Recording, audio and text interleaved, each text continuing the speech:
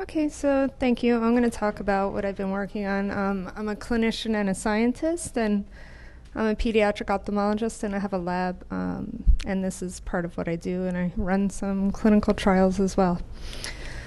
So before I get started, I have no financial interest directly related to this presentation, but my husband works for AbbVie, which makes Humira, and that's used for uveitis. I'm funded by the NEI, currently about to start a K08, and most of this work was funded under the Knights Templar Eye Foundation. And I also used our core grant, NEI, and the Research to Prevent Blindness has an unrestricted grant in our department. So my main motivation is for children. This is actually one of my patients. The parents gave me permission. And he has a congenital cataract in one eye. I did not do that. So congenital cataract is one of the more common causes for intraocular surgeries in children. And if you don't treat a congenital cataract, if it's visually significant, it'll block their vision and they'll develop deprivational amblyopia, which could be permanently visually disabling. The earlier you treat a significant cataract, the better the visual outcome. And in general, unilateral cataracts tend to have worse outcomes visually than bilateral, and that could be in part due to amblyopia. One, from deprivation from the cataract. The longer you leave the cataract there, the longer it's blocked, and then the brain doesn't develop visual acuity normally. But also, even after you take out the cataract, you have a refractive difference between the two eyes, and that could cause decreased vision as well.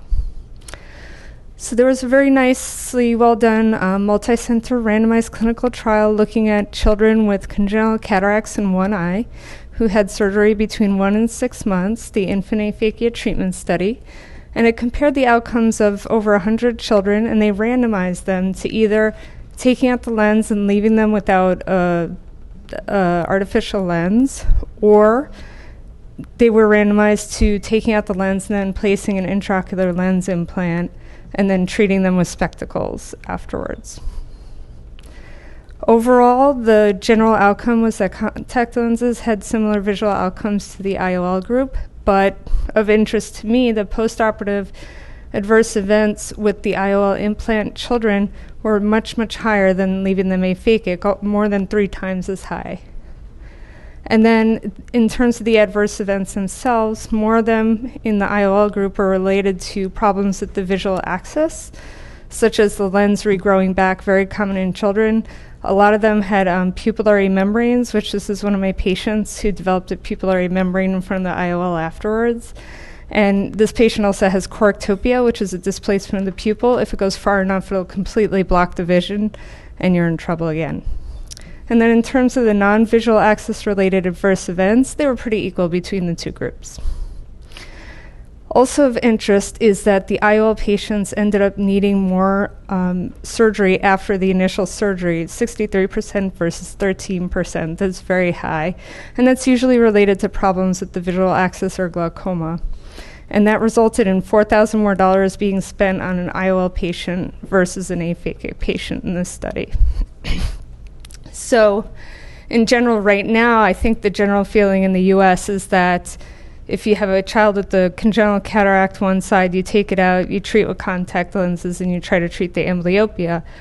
However, treating with contact lenses has a lot of issues as well. They're always falling out of the eye. It's very expensive. During the time when the contact lens is out and you're getting a new one, that's a time of amblyopia development, or you're not progressing with treatment. And you could have a risk of infection for the contact lens, and also, especially internationally, using a contact lens is impractical. So oftentimes, in other countries, they implant an IOL anyway, knowing these risks. Or they don't do surgery at all. So the questions that have driven me are, do the complications from IOL implantation balance out with the problems with contact lens use and aphakia, and that's why they have equivalent vision? They both have their own set of problems. Or if we could control the inflammation in the IOL group, would they end up having a better outcome? Because if you prevent all these post-op problems, maybe they have improved clarity of the visual axis, and maybe you could reduce their reoperation rates and make it more affordable. So in general, after surgery, People use steroids either intraoperatively and postoperatively, or just postoperatively. Usually with the topical drops, I literally start with drops every hour, and that's really difficult, and compliance is horrible. And so the other problem you have is that you could get steroid response glaucoma with long-term use. So what I was interested in is there anything better, any non-steroidal that we could use in children? So in order to do that, I developed an animal model of pediatric or juvenile lensectomy to look at the efficacy and safety of candidate interventions to prevent postoperative fibrosis and inflammation. In order to do that, I had to select an animal model, and I chose rabbits. The reason for that is juvenile rabbits have postoperative inflammation and fibrosis that's very robust, more so than in our pediatric patients. And it also decreases with age similar to humans, although it hasn't been quantified. The anterior chamber in rabbits is anatomically similar but not identical to humans. The IOP tends to be in the same range. The aqueous volume is similar, and the lens diameter and the capsular bag diameter is similar, which helps if you're going to implant an intraocular lens. In rabbits, the globe is shorter, the cornea is larger, the anterior chamber is more shallow, and the lens is thicker. So it took some learning with the surgery with the rabbits for me. So what I did was I used New Zealand white rabbits at the age of 6 weeks. That's the youngest anybody would let me use. Anesthetized them with ketamine and xylazine. And then I removed their lens, similar to what we do in child patients. Initially made a small incision, then did a circular capsulorhexis, and then removed the lens in total with some co-irrigation and aspiration, since their lens is relatively soft, and then closed the wound with a nylon suture and buried it. And then afterwards, we only used antibiotic ointment. Postoperatively, no anti-inflammatories. And then if they needed it, we used buprenorphine for analgesia. It was pretty rare. So we had two groups. One was with BSS, that's our control group, and then we used a treatment medication. And then we examined them day 2 through 7 and then at 2 weeks under sedation. And we looked at anterior chamber grossly, and then we also used OCT signal strength and looked at that days 2 through 7 and then at 14 days. And then after that portion, between weeks 2 and 3, we looked at ERG studies in dark adapted rabbits with the maximal response to see if there was any toxicity effects. So the candidate therapy I started with was enoxaparin. And the reason I did that is because in rabbits, in the irrigating solution, they actually traditionally use heparin if they're taking out a lens. And they think it has some anti-inflammatory properties. I chose enoxaparin for 2 reasons. One is because it has a longer half-life than heparin, and also it inhibits factor 10A a little stronger than heparin. And so 10A assists in the conversion of prothrombin to thrombin, and then thrombin converts fibrinogen to fibrin. So given the longer half-life and the little stronger factor 10A activity, I chose enoxaparin. So these are the initial results. In these rabbits where I just took out the lens, I didn't put in an IOL, we had 11 rabbits with just BSS, and I only did it unilaterally because when I did it bilaterally, the rabbits didn't tolerate it, probably because they can't see very well. So in 8 out of the 11 control rabbits with BSS, they had the development, I don't know if you could see this, of these fibrin clots in the anterior chamber. This one's actually rather large here. So 73%, a very large proportion of them. And they tend to resolve on their own within the first week postoperatively. And then in the rabbits that had enoxaparin injected just after the surgery, only one had a very small fibrin string, and that went away by the next day. And then in terms of the side effects of enoxaparin, everybody worries about bleeding with anticoagulant, and one subject in each group had a very small amount of anterior chamber blood, which resolved within 2 days without any intervention. So, and you could also see that the clarity here just looks a lot clearer, but then I wanted to see if we could quantify the clarity of the visual axis. So I looked at OCT signal strength as a surrogate marker. So in the blue here is the OCT signal strength of the unoperated eye. I wanted to make sure it stayed relatively consistent and that the method we're measuring is appropriate. And so this is the unoperated side. So it stayed relatively consistent throughout. And then when you look at the animals that had the lens removed with just BSS injected without the enoxaparin, it took 3 days for the peak. So that's the lowest OCT signal strength. And then after the peak, it just slowly got better, but it never came back up to the unoperated eye. Then with the enoxaparin, after surgery, you see the signal strength is better. It stays pretty stable throughout and stays relatively high. But it never reaches the OCT signal strength of the unoperated eye. And the reason for that is likely that when you remove the lens, you have a very high refractive error, and it affects the OCT signal strength as well. So it looked very clear, but the signal strength never really got above 25. But still, there's a definite effect of enoxaparin. So we looked at ERGs and wanted to make sure that this isn't toxic at such a high dose. And in both the control and the enoxaparin rabbits, the ERG increased before and after surgery, most likely because of the age effects. As a child or a young rabbit gets older, their ERG naturally, the amplitude increase. And there isn't a difference between the two groups. So for this part, it appears that intraocular enoxaparin injected into the anterior chamber at the completion of lens extraction surgery may reduce the formation of fibrin and improve the clarity of the visual axis in a rabbit model of lensectomy. There was one randomized clinical trial used in children looking at enoxaparin in the irrigating solution. Our dose was 10 milligrams into the anterior chamber, which is 150 to 200 microliters. They used 40 milligrams diluted into 500 cc's during surgery. So our dose is dramatically different. And we didn't see a large increase in bleeding of the eye afterwards. So it's possible that their lack of benefit was due to the dosage difference. So maybe this could help reduce dependence on steroids after surgery, but I haven't converted this to children yet. So my next question for the rabbit animal model is, will rabbits tolerate bilateral lens implant? Because of the high refractive error, they didn't tolerate it in both eyes in the aphakic model, but maybe if I could get it in both eyes, I can compare both sides of the eye. And then if you implant the artificial lens, will it induce more robust and longer-term inflammation?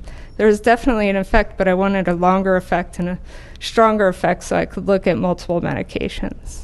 And then if you combine enoxaparin with triamcinolone, which is an intraocular steroid used in the OR, will that have a synergistic effect and reduce inflammation?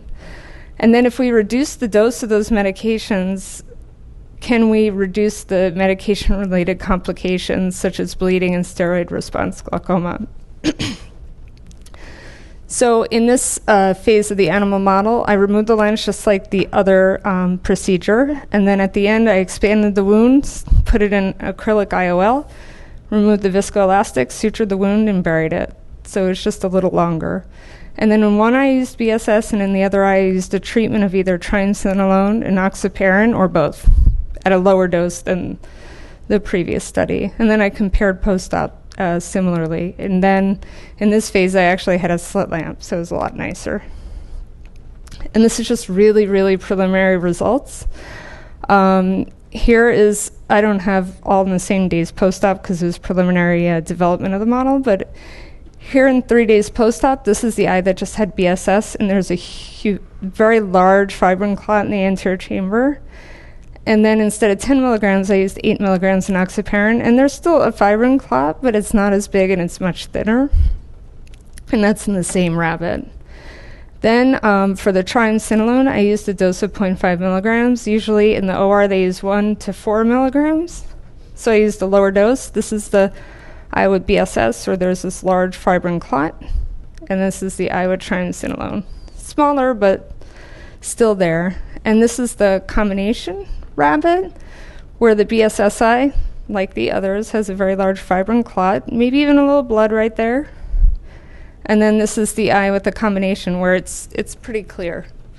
And unfortunately, because post-operatively I actually have other people do the OCT signal strength to try to remain blinded, I couldn't get to the data because I was on call and I got hammered this month. So sorry, I don't have OCT data. So in conclusion, a juvenile rabbit model of clear lens extraction can be used to quantify the clarity of the visual axis and look for retinal toxicity with candidate medications. And lensectomy, putting in an IOL, actually induces more inflammation than just leaving them aphakic, just like children. And if you inject enoxaparin into the anterior chamber immediately post-op, it may reduce the formation of fibrin and improve clarity of the visual axis. And there's some promise with enoxaparin and triamcinolone in combination. So in the future, I want to look at why these different treatment groups have this difference, look more molecularly, and also look at why are different ages different in their response as well. And we're also looking at the incidence of glaucoma. In the aphakic study, one rabbit had developed glaucoma in the BSS or control eye with high intraocular pressure. And in the second study with the IOL, where we only ran a few rabbits, we already had when we were developing the model, two of the initial rabbits had glaucoma, and one was so bad that the eye actually enlarged, just like in juvenile glaucoma. We're looking at the pathology of the eyes as well, and we do see a fair amount of inflammatory cells in the control rabbits in the angle. So maybe that's one of the contributing factors. And we're also staining for fibrin right now, looking to see if there's fibrin in the angle as well. Maybe that causes the glaucoma. So in order to do this, it required a lot of people, our core staff, postdoc, and colleagues, and also my K-mentors, Dr. DiPietro, Dr. Chi-Chow Chan, and Dr. Whiteley down in Urbana-Champaign. And there's the happy unilateral cataract patient. Any questions? Yeah. Interesting study, very interesting. In our setup in my country, I come from India. What we do is, for the last 15 years, since we've done therapeutic opacification, we don't do a primary IOL implantation till 1.5 years. We do, we leave it in Rexus, and we just do the contact lens rehab. Then after 1.5 years, we put the IOL, either in the sulcus or if you can open the bag, which is very rare, we can put on the bag. The problem we find, I don't know if you have the same issues in clinical, that the IOL sizing is also a problem. In the initial, or in the 1.5? No, in the initial. Okay. 1.5 is still, that is why we leave it till 1.5. Because even though we may control the inflammation by whatever means, the IOL sizing is a big problem. And that sizing causes the bad contracture in glaucoma and later on other problems. And personally, I've been fitting contact lenses for children over 18 years now. And I think it's a mind block which ophthalmologists have, that contact lenses cannot be given to children. I think it can be. But your second question, this thing was enoxaparin would be a one-stop treatment, right? Can you make drops which would be given over a long-term period? Because initially the eye may be totally quiet, even with steroids, but it's over a period of time that the PCO and the other things develop. Okay, so the first thing with the contact lens issue, lenses. Sizing. Oh, the sizing of the IOL, it is. I noticed in the rabbits too that the eye is technically smaller. So. But they're haptics, so you could always make the optics smaller. They could probably adjust if there's a chance of putting an IOL in a young baby, then. Do you have a good sizing for IOL in children for clinical? Clinically, no. I don't put IOLs in children before the age of 1. I'll do it at 1. But then the contact, I always have issues with the contacts. I don't know whether it's my patients, but they always fall out. And my patients have no money, so I have to wait another 4 weeks to get another contact, and that's been a big problem, huge problem. Neither do my patients have money. What I do is we have a trust. You know, we make them buy 2 IOLs at a time. We subsidize it for them, and we get that because obviously it's going to be lost. Yeah. That's a very obvious corollary. And the second issue about the inoxaparam drops, is it over a time we can use it? Because I haven't developed the drops, but the reason I thought more about doing an intracameral treatment is to reduce the dependence on drops afterwards. So that's why I start with intracameral. I would love to potentially take out the lens, put in an IOL, inject this stuff, and say, I'll see you in a month. And then they could use steroids down the road. And I also think if they have initial fibrin deposition, that's almost like a scaffold for the later stuff.